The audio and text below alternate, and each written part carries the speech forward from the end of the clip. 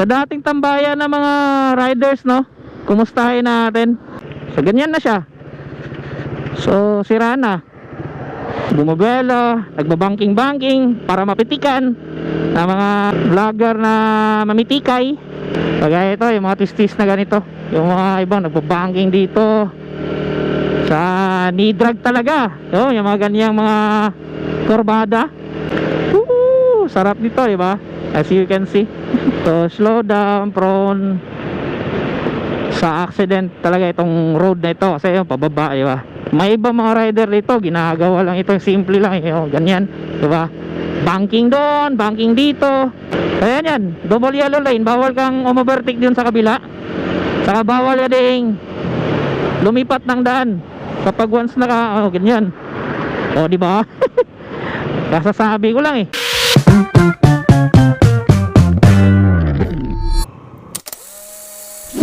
Yan ang pinaka-root na problema sa Pilipinas, yung corruption. Alam nyo, kung wala talagang corruption sa Pilipinas, mas mayaman pala talaga tayo sa ibang mga bansa na nakapalibot sa Asia. Yan nga, dahil nga sa yaman sa pera yung iba, lalo na yung mga opisyales, government officials, diba? Makakuha sila ng mga milyon-milyon sa pera ng taong bayan. So ayan, kumustahin din natin yung dito.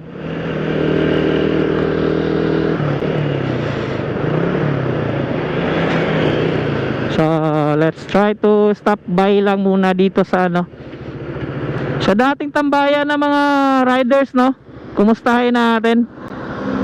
Kasi sa pagkakaalam ko, ito na ang situation dito sa yan yung tambayan dati ng mga rider.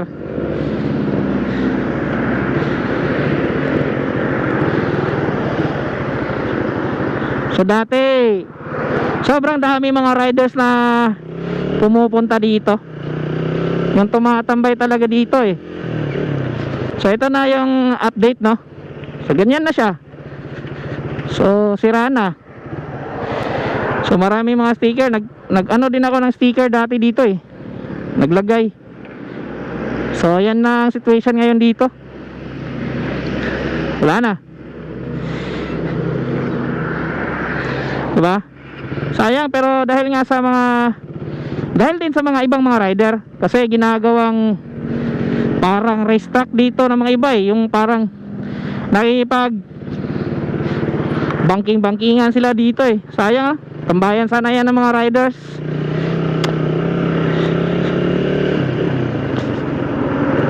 Yun.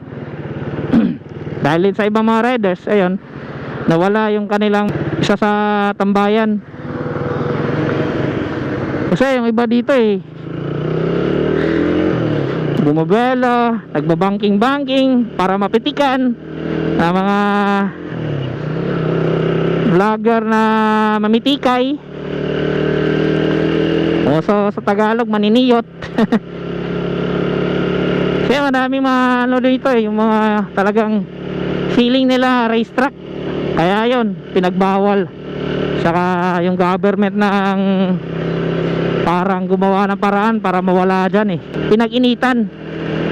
Kagaya ito, yung mga twist-twist na ganito. Yung mga ibang nagbabanking dito sa ni-drag talaga. Yung mga ganyang mga kurbada. Yan, may mga nagpipitik pa dyan dati dito, yan, ganyan. Saka patisoy pa yung mga iba. Sa ilang pag ni-drag, yung iba puwet drag na yung puwet na ang nilalagay sa mismong daan para magbukang racer talaga sa mga pitik na mga namimitik dyan. Kasi kung disiplinado lang talaga yung ibang mga rider, hindi sana yun nawala dong tambayang yun So slow down, prone sa accident talaga itong road na ito. Kasi yung pababa, diba? May iba mga rider dito, ginagawa lang ito, simple lang ganyan, diba? Banking doon, banking dito. Kasi maganda naman talaga yung daan kung para sa mga banking. Pero yun nga lang, may kakibat na delikado. Disgrasya nga abutin mo kapag sumobra ka dyan sa banking, sumobra ka dyan sa trip mong pag banking dyan. Laban na, overspeeding ka. Kaya makita nyo, sarap sa mga twist dito eh. Malalapad din kasi yung mga daan dito. Hindi ko lang alam dyan sa ibang lugar, lalong lalo na dyan sa Luzon. Kung dati kasi yung bumiyaya ko from Manila papunta dito sa Mindanao, yung mga national highways nila is tagpo 4 lanes lang yung pinakamalaki, mostly nasa 2 lanes lang eh, yung papuntang Visayas from Manila. So I don't know lang ngayon, kasi matagal na din yun eh. So dito sa amin ganito kalapad yung mga daan. So nasa mga 6 lane mostly or mahigit pa. So kanina dito may LTO region na nanguhuli. So wala na, kanina talagang daming mga nahuli. So nakita ko yon si sir sa vlogger na LTO region, nag-share na mga bawal sa mga bagay in terms sa violation na. Isa din ako sa follower doon eh. Kaso nga lang kanina hindi ako nakapag-vlog kasi nagmamadali sa...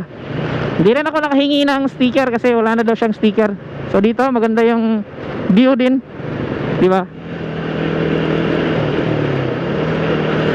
So kanina muntikan na ako madiretso sa sa gilid dyan nakalimutan ko eh. Medyo nakaidlip ako ng konti. Buti na lang na manage ko yung pagka-overshoot ko. Kundi talagang matutumba ako doon eh. Sarap dito, di ba? As you can see. Yung feeling mo nakaka-relax talaga kapag ganito mga nakikita at saka nadadaanan mo, di ba? Yan o. Diba, ang ganda. Sabi ng iba, kung taga Manila ka, pure ka na Manila o taga Luzon ka, hindi ka pa nakapunta dito sa Mindanao. Delikado daw sa Mindanao. Yun ang pinakamaling maririnig mo sa ibang tao. Hindi ganon ang Mindanao. May mga ibang part dito sa Mindanao na talagang yung parang masasabi mo na kailangan mo magdubli ingat, pero hindi ganon. Sobrang delikado ang Mindanao. Mas maraming lugar dito sa Mindanao, o almost sa mga lugar dito sa Mindanao is safe naman, as long as marunong ka ding makibagay sa mga tao na nakakasilimuha mo dito sa Mindanao. So wag kang maging arrogante, yung parang feel mo na siga ka, or dapat marunong ka makihalubilo, makibagay ba sa mga taong nakasilimuha mo dito sa Mindanao. Wala na to. Yun pababa lahat eh. Kasi kanina paakyat, so ito pababa. Yung ganyan yung mga daan na makikita nyo dito, di ba? Woo! Sarap. Banking ng banking. May kaibigan ako dati, kasama ako sa LYR. Yung nabunturan, Tutagom, ginagawa lang yung playground eh. Kasi araw-araw umuwi yun eh. Sa Tagum siya nasign, tapos sa taga-nabunturan siya.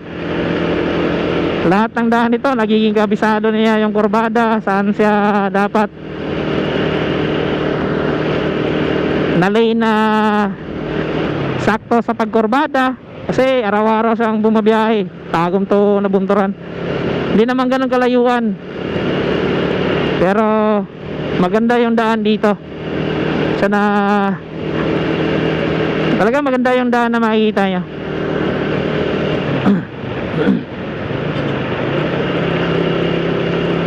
Yun, diba?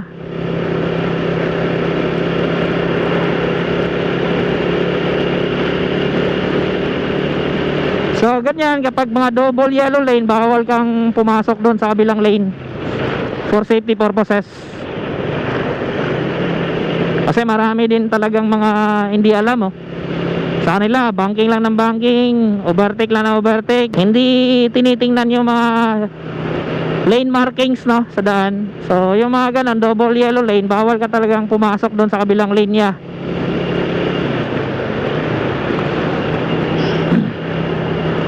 Para iwas disgrasya, wag ka na lang overtake doon sa kabila. Kasi nga bawal, di ba? Yan dito kailangan. Bakit? Ay nako.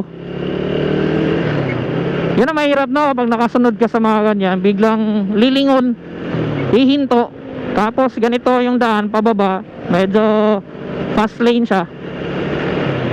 Talagang mag-aalangan ka din mag-brake while ikaw yung nakasunod. Kasi kung hindi ka attentive sa pagmamaneho, mabubundol mo sila sa likurang bahagi.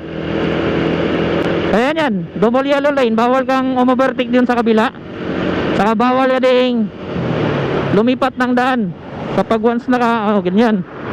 O, di ba? Kasasabi ko lang eh, overtake na. Marami talaga mga ganong driver. So dito rin na side, dati maraming nanguhuli dito. Pagliko mo lang dito, yun, bulaga ka agad, di ba?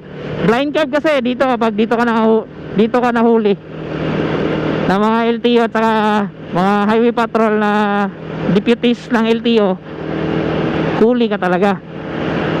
Kasi hindi ka na makaiwas, curve yun eh, blind curve. So yan, dito na tayo sa Tagum. Ang bilis lang, di ba?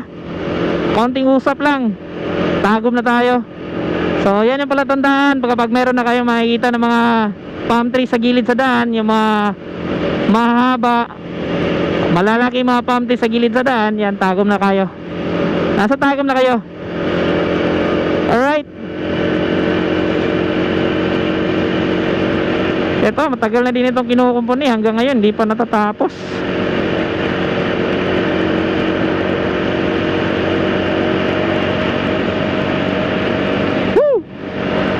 So ayan, hopefully you like this video, and also don't forget to comment kung ano masasabi mo sa ride natin ngayon, sa simpleng raw motovlogging natin ngayon pauwi dito sa Tagum City. And also sa mga hindi po nakasubscribe, don't forget to subscribe and click the bell para updated naman kayo sa mga bago nating i-upload sa ating YouTube channel, sa mga videos na i-upload natin. Yan, ganito ka solid dito sa amin sa Tagum City.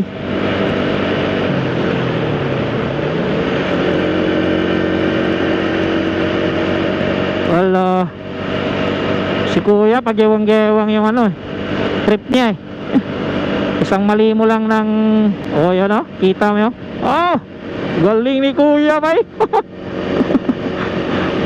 Yan yung mga driver na walang ibang trip. Walang ibang trip sa buhay. Gusto na mga eksena ganun sa daan. Pwede ka naman umovertake ng simple lang, hindi yung pagyewang-gewang ka mag-overtake.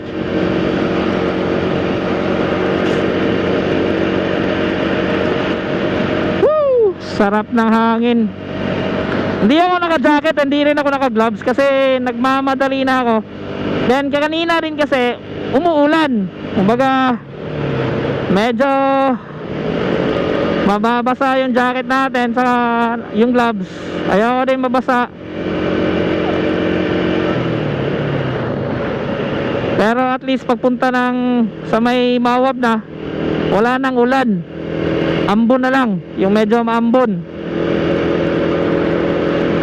At hindi naman mainit, masarap naman sa kamay yung hampas ng hangin. Kasi kung mainit talagang masakit sa kamay.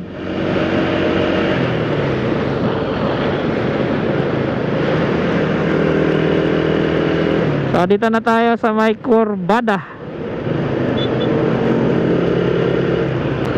So sa may traffic light Dine.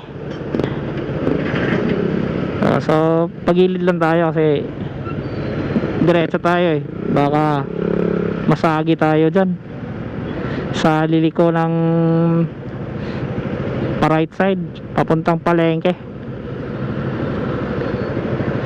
Ayan, shoutout sa lahat and hopefully nasiyahan kayo sa ating vlog sa araw na ito. So ganun na makikita nyo kung galing kayo ng Nabunturan, pauwi kayo ng Tagum City. So ganun ang mga daan na makikita nyo. And yun, LGU Tagum City. Okay.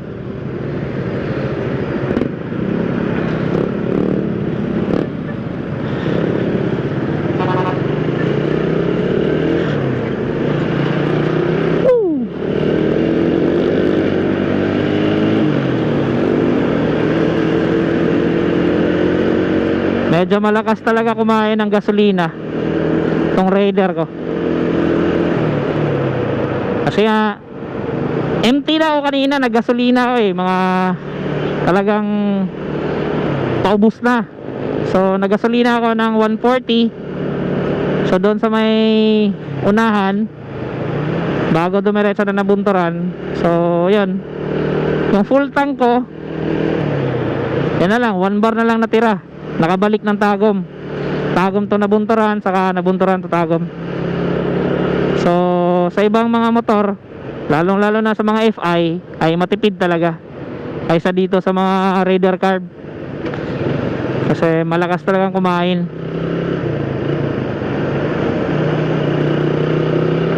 Masakit yun sa puwet. Matagal din na hindi ako nakabiyahe ng medyo ganun kalayo. Para sa akin malayo na yun eh. Kasi hindi naman ako bumabiyahe talaga ng malayuan. Minsan-minsan lang. Kaya kung nakakalabas ako ng ganun kalayo, tinetake ko na lang yung advantage. Kasi yan, minsan lang naman tayo pag-ride ng ganun. So dito tayo dadaan. Dito tayo dadaan doon sa sa traffic light sa ilalim ng flyover. Dito tayo shortcut. Kasi try kong bumili ng